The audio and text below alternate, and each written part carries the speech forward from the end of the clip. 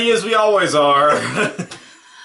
I am Sue. I'm Michael. We are a close-knit family. It is Monday, April 29th, 2019. This is episode 53. We are a knitcast from Armstrong in the North Okanagan region of British Columbia, Canada, following my adventures as a newer knitter in our ongoing yarn and knitting addiction. Okay, Thank you. I'm done. Thank you. That's it for the day. That's all we get. So long. Okay, skies above Armstrong. It's been a mixed bag of everything. It's been fickle. Yeah, it was, I guess, below freezing last night. Yeah. But it's warm and sunny during the... I turned the furnace... Oh, that's... Yeah, did you hear me get up in the middle of the night? No. No. I woke up in the middle of the night and I was like, man, it's cold. And I was thinking about... For my birthday, I was given one of those mattress pads that heat up your mattress. And I was like, I better turn that on. And then I was like, no, the cold, it's like the on top cold, not underneath cold. And I was like, man, why is it so cold? Oh yeah, I turned the furnace off yesterday. Yeah. So. Because it was really warm. Yeah. So at 4 o'clock in the morning, I was getting up and Turning it back on again. turning the furnace on. It snowed at some higher elevations a couple days ago, so. Yeah, terrible. Yeah. Terrible stuff in Alberta. And yeah. Yeah. Excellent. Yeah. So, do you want to talk about your scarf now or later? Sure, I can talk about it now. So, go ahead. We have our ongoing temperature scarf along. Where you knit a row every day based on the temperatures of wherever you are checking. And I was talking about a little bit last... You haven't seen this yet. I was talking a little bit last time about how I was going to make the change from the garter stitch that I was doing to a stockinette with I-cord edge. Look at you go. And that change has happened now. And all my ends are pulling. So yeah, there's that. And doesn't that just look so much better? I'm now I'm now doing 2 rows for the high and 2 rows for the low. And yeah, how did that get over there? Oh, that's where my That's where you are. Okay. So put those behind. Whee. And yeah, with a nice We've been doing this long enough now. We know what we're doing. Yeah. So that looks, I am so much happier with that versus the garter stitch down here. That's what we had before. But it still looks great. Yeah, it does. Yeah. But yeah, that's a lot cleaner. And these nice edges, and they keep all your ends tucked in. More or less, but yeah. So that's my temperature scarf. Awesome. Yeah. Awesome. Still no progress on yours? Nope. Okay. And I'm so snowed under with knitting projects right now. Yeah. So I cast 2 new ones on. Nope. And I've got a girlfriend who's asking me, so are we still looking for the yarn for that thing that she wants me to knit her? And I'm like, oh my gosh. Like, no, we're not really looking. I'm just sort of waiting for the opportunity to buy it. Anyway. So one of the things that has come up is Mike's been sort of wondering about how do you tell when you're starting a knitting project? How do you know if you're using the right size needles? Yeah, because in our last episode, Mom picked up these socks, or a couple episodes ago. Mom picked up my socks. Here they are. And noted that I might be happier using a smaller size needle. So I was just wondering, like, how do you tell? Okay. And conveniently, I guess I was watching I must have been watching a podcast or something. And I was listening, and they were discussing gauge, and they were so confused. So I thought, I'm going to do, because in our, to be a little bit educational, this kind of fell into that category. And just, to go quote the Cozy Up Knits, sidebar, we were a little bit later than usual with this. We kind of missed one altogether. Yeah. We've just had wicked busy schedules. Yeah. And Mike's in Spam a lot coming up at the end of the month. If anyone's in the Vernon area, you get your tickets at the ticket seller. Yep. In Vernon, the Powerhouse Theater. Yeah.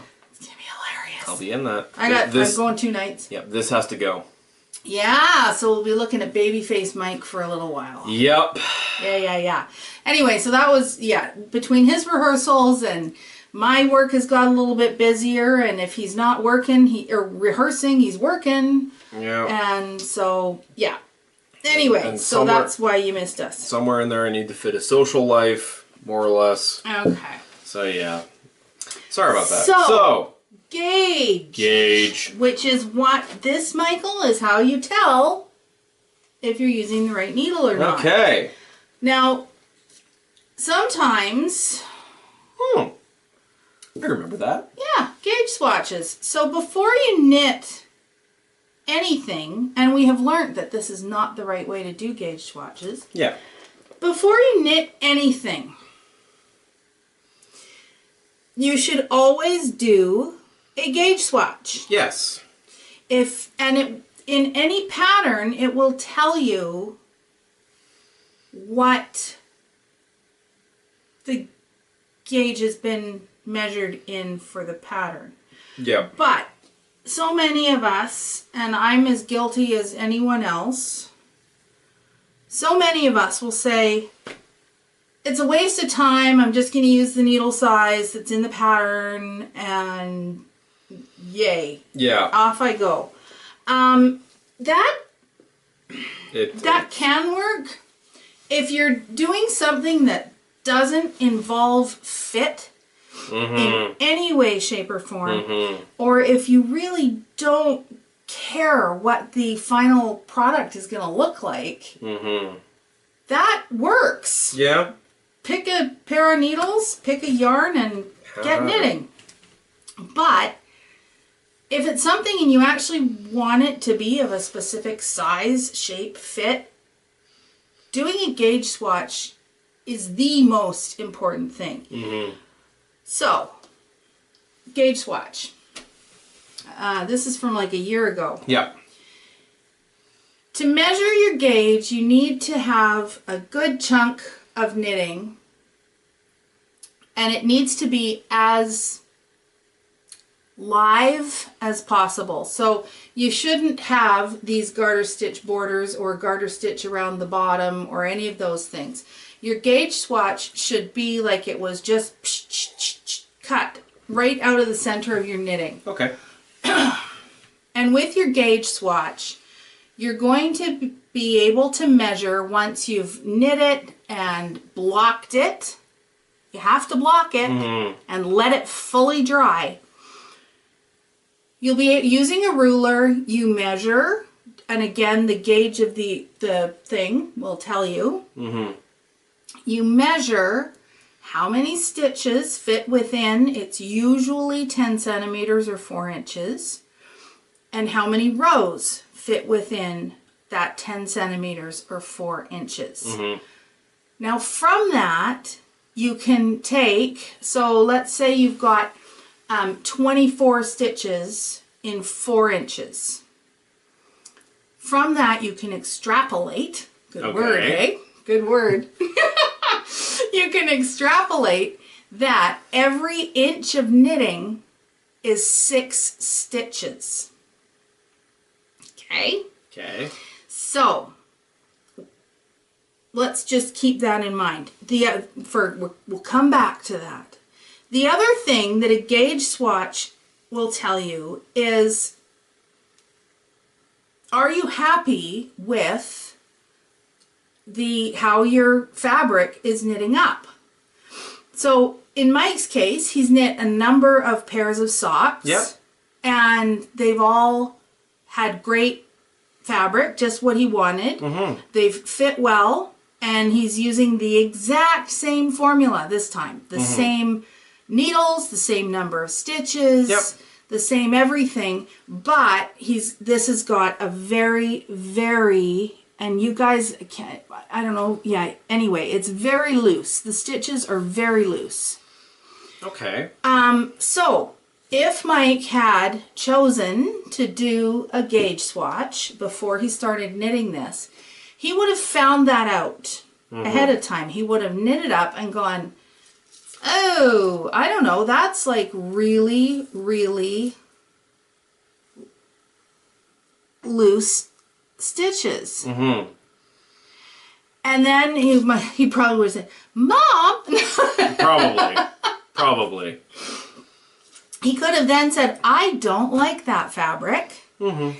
And he could have changed needles to a needle size smaller to make the stitches smaller. Yep. Knit another gauge swatch. Okay, is that better? Do I need to go smaller? Maybe I like that original. Yeah. Anyway, your gauge swatch is your chance to get to know your yarn and your needles and how everything's going to behave. Mm-hmm. So when I was knitting last year and I was making my Stroll in the Orchard sweater, and I knit this up to see if this was the size of needle that I wanted to use. Mm-hmm. And honestly, that was a year ago, and I can't remember what I decided. Yeah. Okay.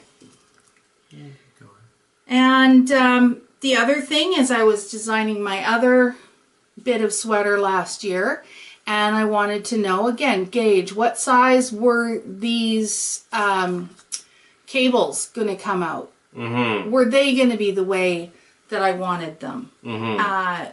And same thing, what was this pattern going to look like?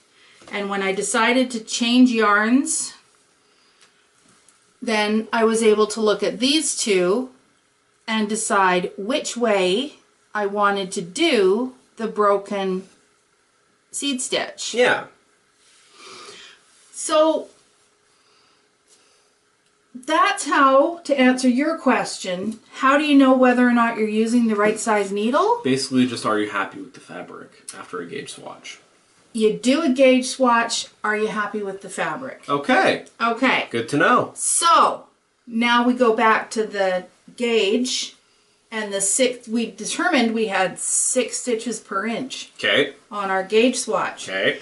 And we're knitting something. Yes. And we decide that, okay, we're knitting the right size, but I have a really small waist.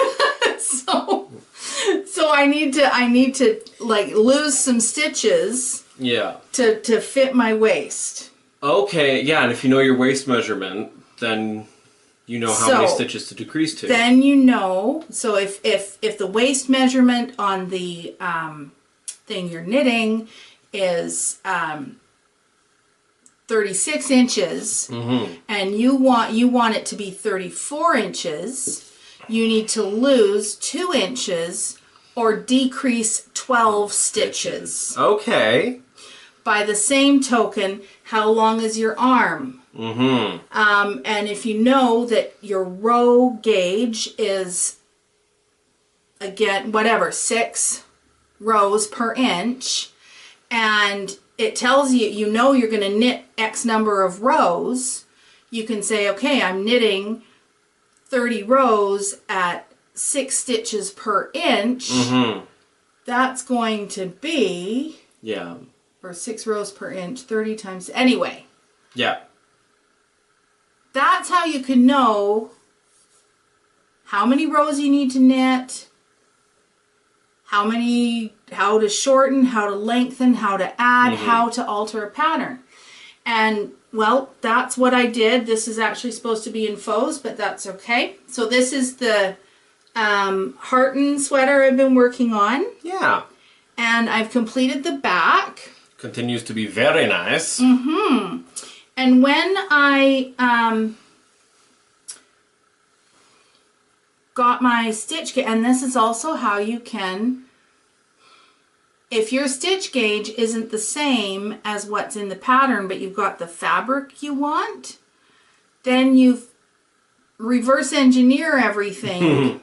Anyway, so this is how I determined I needed to add, I can't remember how many stitches on. And I said, well, if I just add all those, because I've got extra stitches added on this side panel. Yep. And I actually needed to like add up to the end of this first cable that many extra stitches. And if I had just done that and nothing else, that center panel would have looked really lonely. Right. So that's why I determined, and I needed to do it on both sides. Yeah. So that's why I determined, okay, I'm going to add this cable on both sides. How many stitches does that take up? How many more stitches do I need to add? Right. And anyway, so don't be afraid of a gauge swatch or run away from it. If you find yourself knitting and going, oh, I hope this fits. Maybe do a gauge swatch. It's because you haven't done your gauge swatch. Mm-hmm. If you've done your gauge swatch and you've worked out the numbers, I know, math. I like math. You're going to be fine. You're going to be fine. Yeah. So, does that answer your question? It does answer my question. How do you know which needles you should be using? And there you go. Yeah. Well, that was really informative. Okay, I'm glad you found it that way. Yeah. So now for something completely different. Completely different. I'm told that this is important to some people, but I did my nails on the weekend. Woohoo! For those of you who are new or visiting us for the first time, I am a gel nail tech. Mm-hmm. And so this is what it, now this, I've got these roses going on and I put glitter on these ones. Mm-hmm. But I didn't put glitter on these ones. And I kind of like them better without the glitter. Yeah, there's the glitter takes away some of the detail. Yeah. Oh, and that's my counter ring. Yes. My Merry Christmas. row counter, thank you. So, yeah, so for those of you who like to see my nails, there they are. There you go. There they are. Okay. Yeah. Oh my goodness. Okay. It's gotta be your turn. It's gotta be my turn. Yarnquisitions. Foes. Oh, you never said this has been Yarnquisitions. This has been Yarnquisitions. Foes. Foes. The Back of Hearten. The Back of Hearten, which we've already gone over. So it's the Heartened by Kim Hargreaves. It's knit in Debbie Bliss, Rialto, Heather's, 2 different colors, but you can't tell because I'm altering skeins. Yep, and they're very Alternating skeins. They are very close in color. And I have altered the pattern to fit me, and that brings me to another thing. Oh. I guess the newest thing in the inclusion. Mm-hmm. Yes. Debate. Yeah. Debate, not even debate, that's the wrong word. But movement. Anyway, movement, thank you. Is now it's that pattern designers don't give enough, they don't make their pattern sizes large enough. Yeah. They are skewed to the smaller sizes. Yeah. And, in many cases, that could be true, and it's not about excuses or whatever. So it's just sort of a bit of a an on the roll thing about let's see some more inclusivity for larger people. And I agree. I'm a large person, but I also think that, this is actually a really good example. So this pattern, there's no way I would have fit in this pattern as written by the designer. Mm-hmm. I figured it out. I made some adjustments. I hope it's going to work. Mm-hmm. There's no reason it shouldn't. But with a pattern like this, where there is a specific design that the designer has made, and it involves those cables. Yeah. And those cables are the size that they are. Yeah.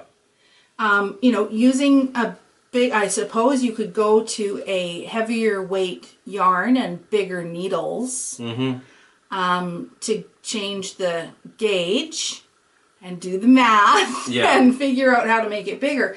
But I mean, I have fairly dramatically altered her pattern already just by adding the one cable and the extra stitches. Yeah. And honestly, if she'd left the pattern the way it was and made it bigger, it wouldn't be the same thing that she started out creating. Yeah. I'm reminded of a comment made by, oh God, he's the guy from Project Runway. Tim Gunn? Yes, Tim Gunn. A comment where he made where, like, you can't, for plus size things, you can't just take something that you've made for a smaller model and make it larger, because the fabric's going to drape differently. It's all going to look different. You need to design for a plus size body. Yeah. And so I don't feel that I've been left out, but I think that's sort of the thing. One of the things I heard someone talking about was that if you're designing for a size 34, which is what a lot of pattern designers are designing for that size, because that's the size of the models that model them for the photo shoots and stuff. Then you're already skewed to the bottom of the range of knitters, and that they need to be designing for starting somewhere larger and then working down and working up again. And I agree with that, but again, like with something like this, like that's the size the cables are. And this was what the look she wanted, this tailored look with these, and it's like a piece of artwork. Yes, it can be changed, but it's not just, it's not something that's that easy. I've chosen to make these changes and hope for the best, and I think I'm going to like it. Yeah. If for something, though, that's just like a fairly plain sweater, then you can just add inches and stuff. But even then, you're going to get someone who, for instance, is maybe larger, but not as tall, so they're going to have shorter arms. And this is where the gauge swatch comes into play. For us we need to know how to read the pattern and how to use the information the pattern gives us to make our things fit the way we want them to. So anyway, it's an interesting discussion because I can see both sides. You've got something that's really architecturally built. It's not going to just adjust to bigger sizes. You've got things that aren't like that, and you can maybe change them more. So anyway, so that was my faux is the back of Heartened. I have not cast on the fronts. I'm itching to cast on the fronts of Heartened, but I know if I start that, it's going to really start, and I haven't done it yet. Okay. Okay. That moves us on to whips. Mike! Why don't you show us your socks?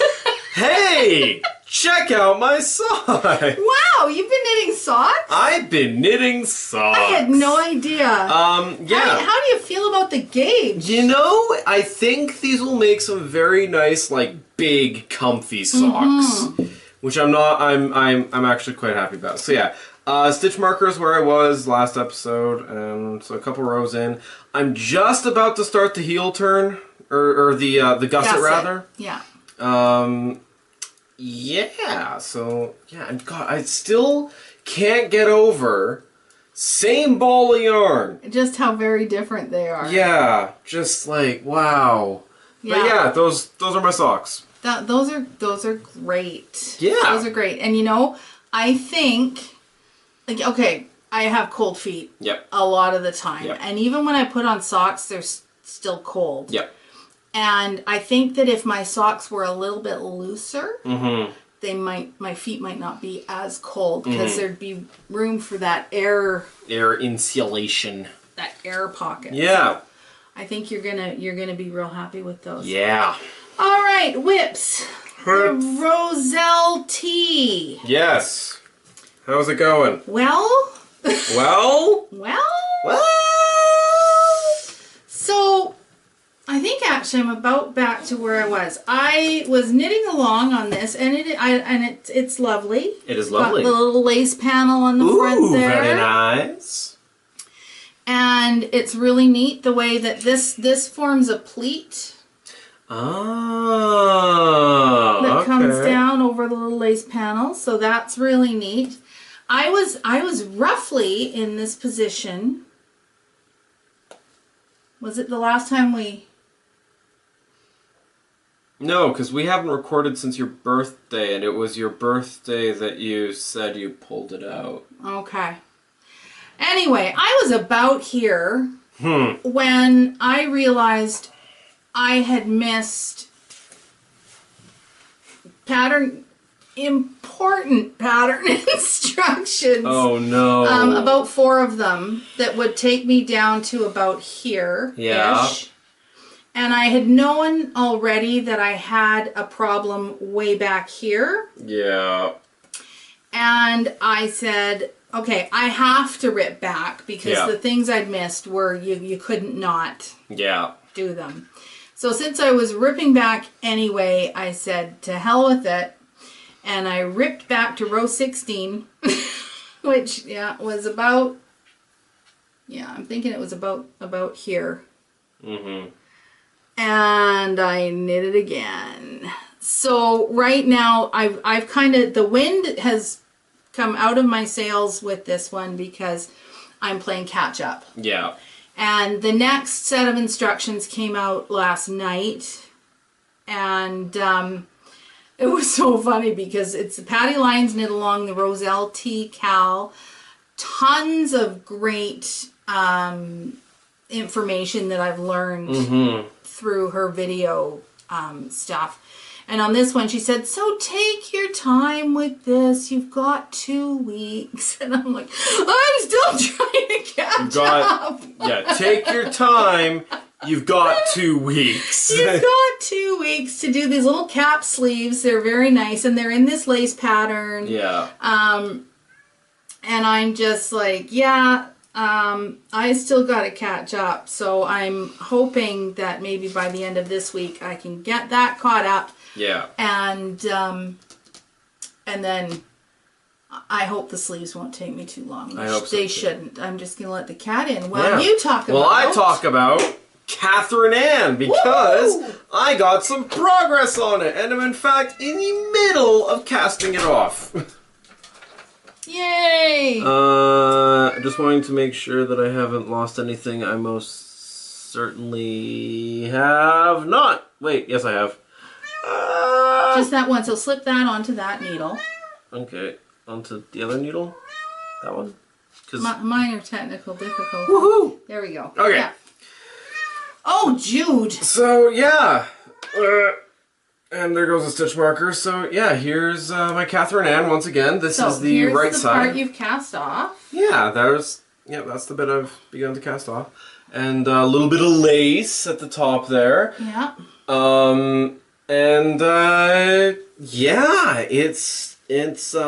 She's casting off. So hopefully this will be done by next episode. Oh yeah. Well, again, with how busy we've been. Yeah. I'm surprised you're keeping up with that temperature scarf, but good on you. Well, just, when I get a chance, when I'm at work, when I'm at my radio job, I take the opportunity to check the weather and do that. Mm-hmm. I still need to show you where to find the historical weather data. You do. Yeah, I do. Jude, shush. Jude, now's not the time. So I am still working on the socks too. I think I've only put like maybe a row or so on those. They're not a huge priority. Yeah. Oh, there's that. Jude, oh my gosh. And I started a pair of because I don't have to get this roselle thing done. No, you don't. Oh my gosh. I started a pair of slippers. You might be hearing Jude brush up against the tripod. But Hi, Jude. I'm kind of, I put the slippers in the cupboard the other day because I was like, this is dumb. I don't want to knit these slippers. I don't like them and they'll probably get ripped out. So you don't even get to see them. But I did start a blanket. Okay. Because what else do I have to do? Wow. What is that yarn? So what is that yarn? So this is an idea I picked up from Joji Locatelli. Okay. And this is, it's, well, I don't know if it's obvious. It's garter stitch. Yes. And I am holding 3 strands of fingering weight yarn together. So currently, yeah, so there's the 3 that I'm holding together right now. So the idea with this, I'm just trying to get the balls out so you can see them. There we go. So those are the 3 that I've got on the go. Isn't this the yarn that's on our photo at the start of each episode? Yeah. Okay. Yeah. So these are all fingering or sock weight yarns. Yeah. And they're leftovers from various projects. These 2 I know went into a tilted cowl. Well, this went into one tilted cowl and this went into a different one. Okay.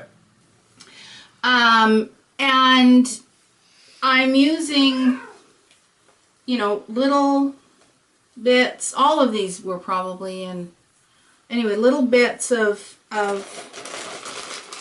yarns. I've got all these. And with the 3, using the 3 colors, the idea is that just basically when you end one ball, start another one. Yes, start another one. So some sections will be quite small. Yeah. Oh, I know, Jude. Some sections will be longer. Okay. I may cut some of them short. Like when I have a larger ball of yarn, I may choose, and if it's a very prominent color, I may choose to, like, you know, take it out sooner. Yeah. I think I'll bring that alpaca yarn, that, you know, that one that stripes that I don't like, that I use for weaving. Yeah. I think I can use it in here. Okay. So with this, so far, I started out with a gray and a tealy green and a multicolored yarn. Yeah. And the tealy green ran out, so I put in the pink. Yeah. And then the pink ran out, and I put in the light multicolored yarn. And then when the... What happened next? Oh, then I think I must have used a gray or some... No, the gray is there. Anyway, the point is, it's really hard. I mean, you can see that there's different colors happening. Yeah. But it does all kind of fade together because you're always... Every time you change a yarn, you've got 2 yarns that remain consistent. Yeah. So it's a great way to use up your odds and ends of your sock yarn. It's a great way to bust some balls. Oh my God, Mike. Yes, it's a great way to bust some balls. Okay, are you happy? Yeah. All right. And I'm not going to do anything fancy with my ends. I am literally, when that comes, I'm holding the four set strands together and knitting until the one runs out, and I'll just go along and cut the bits off later. So the idea is that I think and these are on size 5mm needles. What is that in US? It's a US 8. Oh. And so you'll probably look at this and think, well, that's not very big for a blanket. But the idea is that you make panels. Oh. So you do it like this wide and as long as you want, and then you do another panel. And you knit that one however long you want. and you stitch them together. Okay. Which I think also makes it... I started this last night. Oh, okay. So I think that makes it a lot easier to work on, too. Yeah. Because it's shorter... Shorter rows. You see your what's the word? Progress? Thank you. You see your progress faster. I'm going to grab those ones too because they're going to go into this. Oh, very nice. Okay, sorry, I'm just doing a little, A a little little whatever. Okay. And so, on that note, Mike, Hi. what do you bring to the table? It's not so much what I bring to the table as what Mum was gifted for the table. It was Mum's birthday. Yes, it was. Happy birthday, Sue. Thank you. And my sister and her boyfriend bought Mum a card game called Caffeine Rush, a game of battling baristas. In Caffeine Rush, you play as baristas. I couldn't have waited and done this later. No, you couldn't have. Oh my gosh. And Jude's really mad.